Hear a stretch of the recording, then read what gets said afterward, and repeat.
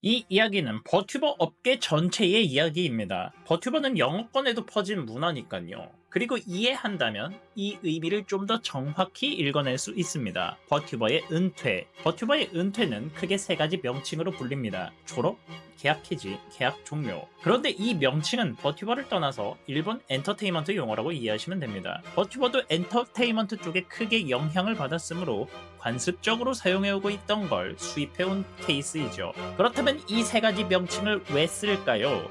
이 세 가지 명칭을 이해하려면 버튜버 사업 구조 중에 일부를 이해하셔야 합니다. 회사는 버튜버와 계약기간을 협상하고 계약기간 동안 지킬 서로의 의무를 정한다. 회사는 버튜버의 도네이션 수익의 일부를 수수료로 가져간다. 회사의 입장에서는 버튜버가 오래 방송하고 계속하는 것이 무조건 이득이다. 회사에 들어가려면 자신의 수익을 회사와 나눠야 한다. 즉, 회사의 입장에서는 소속 방송인이 방송을 키는 순간부터가 수익이며 도네이션이 들어오면 그중 일부를 가져갈 수 있는 수익 구조를 활용하고 있습니다. 회사마다 그리고 방송인마다 이 비율은 달라질 수 있습니다만 이번 영상에서는 넘어갑시다. 그리고 이것에 대해서 영상도 있으니까요. 그 영상의 링크를 오른쪽 위에 연결하겠습니다. 참고해주세요. 다시 한번 본론으로 돌아가서 왜 졸업이라는 명칭을 쓸까요? 일반적으로 버튜버의 은퇴는 은퇴를 원하는 주체가 누구냐에 의해 갈립니다. 졸업, 계약 해지, 계약 종료.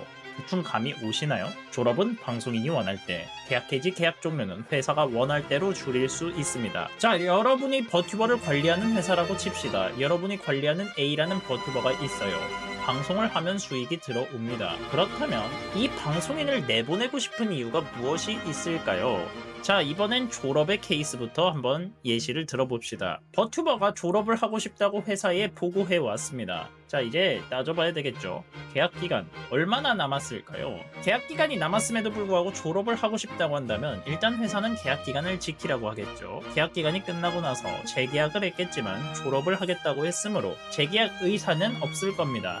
남은 계약 기간 동안 회사는 꾸준히 소통을 시도하고 재계약 의사를 밝혔겠지만 재계약이 결국 성사되지는 않았네요. 이때 돌아올 거면 돌아오라는 조건으로 계약 기간을 종료합니다. 따라서 외부에는 졸업으로 발표를 하게 되죠. 실제로 버튜버 업계에서는 졸업 이후 돌아온 케이스가 있습니다. 따라서 졸업이라 함은 언젠가는 회사로 돌아올 수 있는 루트가 있다고 팬들에게 돌려서 말해주는 것입니다. 실제로 그 방법이 없고 실현 가능성이 없더라도 회사는 팬들에게 얘가 원하면 돌아올 수는 있어 라고 의도를 갖고 발표한 거죠. 졸업의 의미는 그런 의미가 담겨 있습니다. 자, 그런데 이 졸업이 복잡해지는 경우가 하나 있어요.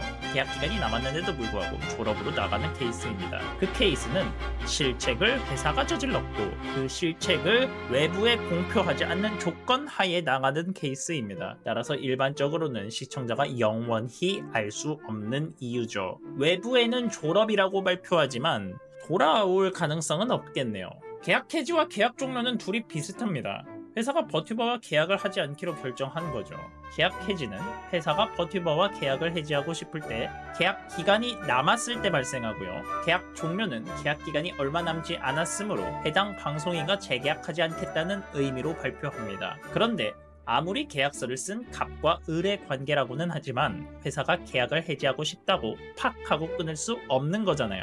그래서 이러한 경우에는 방송인이 무언가 큰 실수를 저질렀을 가능성이 있습니다. 그리고 계약 해지는 돌아올 가능성이 없다고 팬들에게 알려주기도 합니다. 그래서 해당 용어의 활용은 일본 엔터테인먼트 업계의 용어가 버튜버를 통해서 전 세계로 수출된 것으로 봐야 합니다. 이 용어를 쓰는 이유는 버튜버 용어여서가 아니고 그냥 원래 일본 엔터가 쓰던 용어예요. 일본 엔터는 해외로 퍼지지 못했지만 버튜버는 퍼졌잖아요. 따라서 전 세계에서도 사용하는 용어가 됐습니다. 이제 이해하기 쉬우실 겁니다. 한국이나 영어권에서 만들어진 회사는 해당 의미를 모르고 그저 비슷하게 따라 썼을 수 있지만 일본에서 활동하고 일본 베이스 회사는 무조건 저 의미를 담아서 사용하고 있습니다. 이상 이루스였습니다.